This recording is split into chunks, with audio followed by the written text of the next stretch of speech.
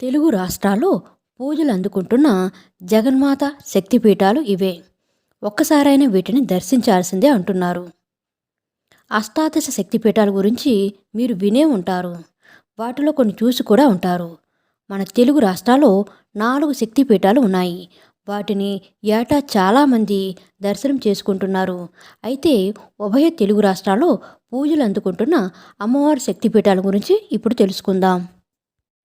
దక్ష యజ్ఞంలో అగ్నిలో దూకిన సతీదేవి శరీరాన్ని చేతుల్లో పట్టుకుని విలపిస్తూ పరమశివుడు భారతఖండం అంతా తిరుగుతున్న సమయంలో ఆ జన్మంతా శరీర భాగాలు ఒక్కో చోట పడతాయి.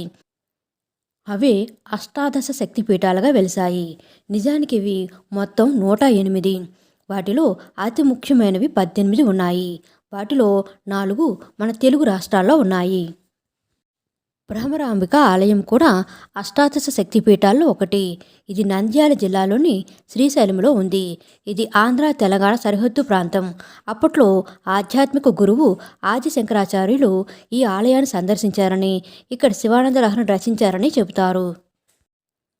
పురుహూతిక దేవి ఆలయం ఆంధ్రప్రదేశ్లోని కాకినాడ జిల్లాలోని పిఠాపురంలో కుక్కుటేశ్వర స్వామి ఆలయ ప్రాంగణంలో ఉంది.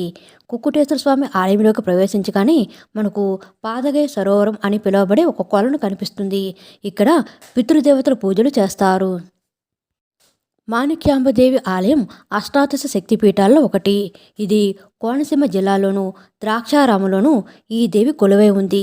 ద్రాక్షారామం ఆంధ్రప్రదేశ్లోని 5 ఆరామ క్షేత్రాలలో ఒకటి. మిగిలిన 4 కుమారరామ, క్షీరారామ, భీమారామ, అమరారామ ఆలయాలు.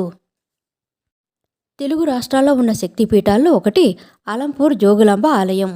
ఇది తెలంగాణలోని జోగులాంబ, గద్వాల జిల్లాలో ఉంది.